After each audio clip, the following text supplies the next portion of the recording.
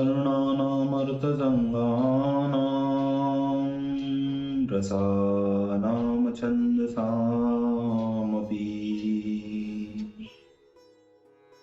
मङ्गलानां च कर्तारो वन्दे वाणी विनायको नारायणं नमस्कृत्य नरं चैव नरोत्तमम्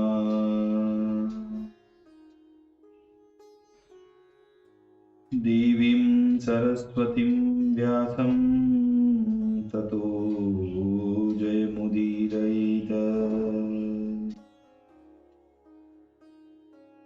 गुरुर्ब्रह्मा गुरुर्विष्णु गुरुर्देवो महेश्वर गुरुर्साक्षात् परब्रह्म तस्मै श्री गुरुवे नमः।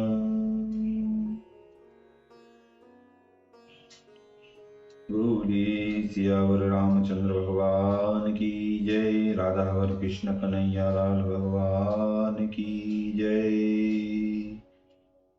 श्री उमा महेश्वर भगवान की जय, श्री गायत्री ब्रह्मदेव भगवान की जय, सद्गुरुदेव भगवान की जय, माता पिता गुरुदेव की जय, समस्त संतगण भगवान की जय, भगवान की जय। ओम नमः पार्वती पतये हर हर महादेव। तो मित्रों और आप सभी श्रीमद् भागवत कथा के श्रेष्ठ रसिकजनों, श्रोतागणों, अब तक हमने श्रीमद् भागवत कथा को क्रमबद्ध रूप से श्रवण किया है, कीर्तन किया है, मनन किया है, पठन किया है। अब हम उसी क्रमबद्ध कथा के रूप में श्रीमद् भागवत कथा के 6 अध्याय की ओर कथा को अग्रसर करते हैं। आप सभी श्रेष्ठ श्रोतागण, रसिकजन भगवान श्री राधा वल्लभ कृष्ण कन्हैया लाल के श्री चरणों में दृढ़ भक्ति रखते हुए कथा का श्रवण करें, कीर्तन करें, भजन करें, मनन करें। बोलिए श्री राधा वल्लभ कृष्ण कन्हैया लाल भगवान की जय।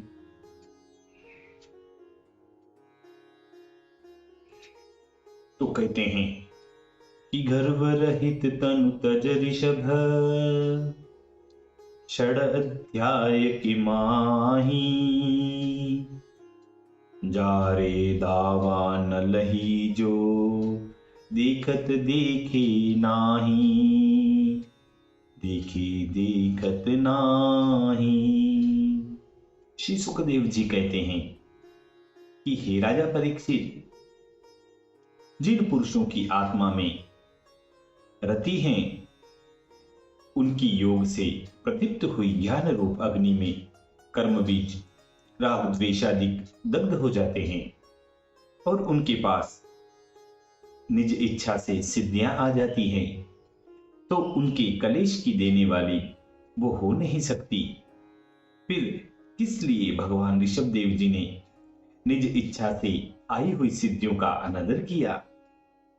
तब श्री सुखदेव जी कहते हैं कि हे राजन, हे परीक्षित, तुमने कहा है वह सत्य है, परंतु इस पृथ्वी पर कुछ एक बुद्धिमान पुरुष जिस प्रकार शठ की रात मृग पकड़ लेने पर भी उसका विश्वास नहीं करता, ऐसे ही चंचलता युक्त इस मन के सम्यक रूप का विश्वास नहीं करते।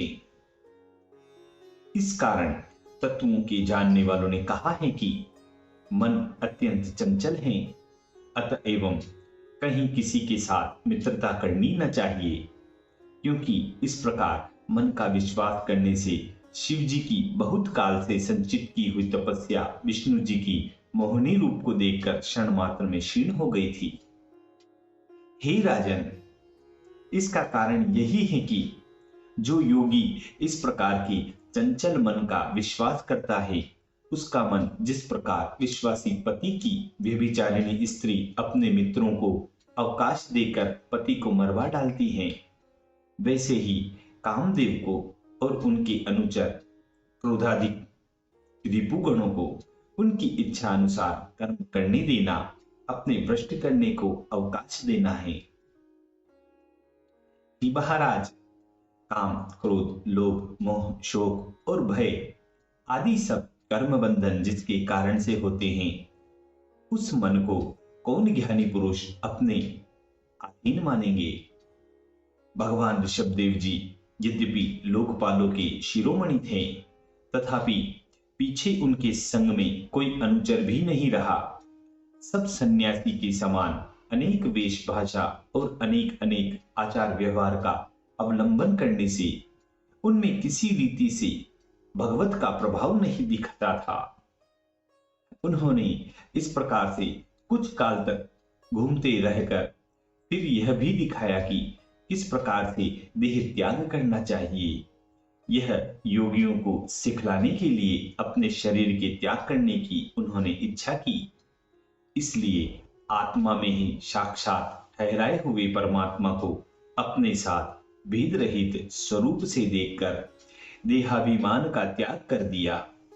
यद्यपि उनका देहाभिमान इस प्रकार से निवृत्त हो गया था, तथापि योग माया और वासना द्वारा उनका देह जिस प्रकार कुम्हार का चक्र या कुम्हार का चाक एक बार चलाने से देर तक घुमा करता है, वैसे ही संसार के वश होकर बार बार भ्रमण करते करते कोक, वेंक, कुटक और दक्षिण कर्नाटक देश में आपसे आप ही पहुंच गए। वहां कुटकांचल के वन के निकट उन्होंने किसी वासना से कुछ छोटे छोटे पत्थर लेकर अपने मुख में डाल लिए। फिर बावले के समान बाल खोलकर नंगी देह से इधर उधर घूमने लगे। देवात वायु के वेग से उस वन में जहां की ऋषभदेव जी घूमते थे, बांस बहुत ही कंपायमान हुए। उन सबके परस्पर रगड़ खाने से शीघ्र ही भयानक दावानल प्रज्वलित होकर वन को सर्वभांति से ग्रास कर लिया। उन ऋषभदेव जी की देह को भी साथ में ही उन दावानल ने भस्म कर दिया और वे अग्नि में ही प्रविष्ट हो गए, क्योंकि अग्नि के संस्कार से शुभ गति प्राप्त होती है। हे राजन, भगवान ऋषभदेव जी पंडितों की वर्णन की हुई अवस्था में भ्रमण करते करते जिस प्रकार के आचरण किए थे, उसको जानकर कौंक, वेंक, कुटकादि देश के अहर्त नामक राजा स्वयं इस प्रकार की शिक्षा करेंगे और निडर होकर अपना धर्म छोड़ छोड़कर अपनी बुद्धि से पाखंड रूप कुमार्ग पर व्रत कराएंगे, क्योंकि कलयुग में अधर्म की ही वृद्धि होगी।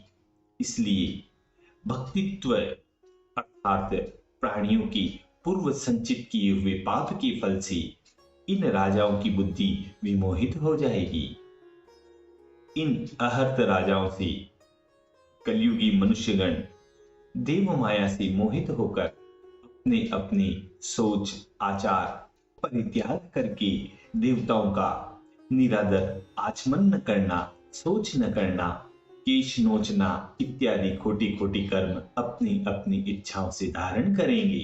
इसी से उन सब पुरुषों की बुद्धि का नाश हो जाएगा। जब बुद्धि का नाश हो जाएगा तो वे सब सदा ही वेद, ब्राह्मण, विष्णु व सज्जन पुरुषों की निंदा किया करेंगे। ये सब लोग अंध परंपरा के तुल्य अवेद मूलक इस प्रकार की इच्छा अनुसार प्रवृत्ति का विश्वास कर अपने आप ही घोर अंधकार नरक में गोते खाएंगे। यद्यपि भगवान का यह अवतार ही ऐसा अनर्थ करने वाला हुआ, तथापि जो पुरुष रजोगुण में व्याप्त हैं उनका मोक्ष किस प्रकार से हो, यह सिखाने के लिए यह अति प्रयोजनीय हुआ। इस कारण पंडित लोग उस अवतार का गुण वर्णन करते हुए अनेक श्लोकों को गाया करते हैं। उन सब श्लोकों का अर्थ यह है कि यथा अहो ससागरा पृथ्वी में, इन सब द्वीपों में यह भारतवर्ष अतिशय पुण्यवान खंड है, क्योंकि यहाँ के जन्मे हुए लोग श्री कृष्णचंद्र आनंद कंद भगवान के और ऋषभावतार मुक्त 24 अवतारों की उत्तमोत्तम कर्म और पवित्र चरित्र गाया करते हैं। अहो राजा प्रियव्रत का वंश यश करके आश्चर्य रूप से पवित्र हुआ, क्योंकि पुराण पुरुष भगवान उनके मंच में अवतार लेकर मोक्ष मूल धर्म का आचरण कर गए हैं। वे ऋषभ देव जी अज हैं, अर्थात जन्म नहीं ग्रहण करते, और क्या कोई योगी मनोरथ करके भी उन ऋषभ देव जी की रीतियों पर चल सकता है? अर्थात कोई भी समर्थ नहीं होगा, क्योंकि उन्होंने अवस्तु समझकर जिस योग माया का अर्थात सिद्धियों का अनादर किया था, उनको ही प्राप्त करने के लिए योगी जन विविध भांति के यत्न करते हैं। हे राजन, भगवान ऋषभ देव जी लोक वेद देव ब्राह्मण और गो के परम गुरु थे। उनके विशुद्ध चरित्र के मध्य जो कुछ कहा गया है वह पुरुषों के सब पापों का नाश करने वाला और परम मंगलदायक है। जो बुद्धिमान पुरुष श्रद्धा पूर्वक इसको सुनता व सुनाता है, उसकी दोनों जन्मों में ही भगवान वासुदेव जी की एकांत भक्ति रहा करती है, जिसके लिए कविगण अपने आत्मा को जो अनेक प्रकार के पाप रूप संसार के संताप में निष्दिन तपते रहते हैं और मन को बारंबार स्नान कराकर उसी के द्वारा परम निर्वृत्ति को प्राप्त होते हैं और उसी भगवत भक्ति को मंगलमय समझकर अपने आप को कृतार्थ मानते हैं, और वे महात्मा जन उसी में मग्न होकर फिर उससे परम पुरुषार्थ रूप जो मुक्ति पदार्थ है उसको बिना प्रार्थना के ही श्री भगवान जी के प्रसाद से आप उपस्थित होने पर भी उसका आदर नहीं करते, क्योंकि जो भगवान के भक्त हैं उनको सब पदार्थ आप ही मिल जाते हैं, परंतु वे सब प्रकार से भगवान की भक्ति को ही सुख मानते हैं। श्री सुखदेव जी बोले कि हे राजन, हे परीक्षित, भगवान हरि तुम्हारे और यादवों के पति अर्थात पालन करने वाले, गुरु अर्थात उपदेशक, देव अर्थात उपासना करने योग्य, प्रिय अर्थात शुद्ध हृदय और कुल के नियंता और कभी कभी नित्यादि कर्मों में सेवक भी बन जाते थे, तो भी हे महाराज भगवान तुम्हारे प्रति अनुकूल थे और जो लोग उनका भजन करते हैं उनको तो वे मुक्ति दे देते हैं, परंतु भक्ति योग तो कभी किसी को नहीं देते, जिसको प्रेम लक्षण कहते हैं। हम भगवान ऋषभ देव जी को नमस्कार करते हैं। निरंतर अनुभव किया हुआ जो स्वरूप है उनके लाभ होते ही उनकी सब तृष्णा दूर हो गई थी। देहादि सुख निमित्त तथा अनेक मनोरथ की सिद्धि के विषय में जिन पुरुषों की बुद्धि सदा लगी रहती है उनके ऊपर करुणा करके भगवान ऋषभ देव जी ने उभय लोक का उपदेश किया था। ऐसे ऋषभ देव जी को बारंबार नमस्कार है, प्रणाम है। वह यह मंत्र सबको देते थे। आहा, देखिए यहाँ पर एक बहुत सुंदर कविता लिखी गई है।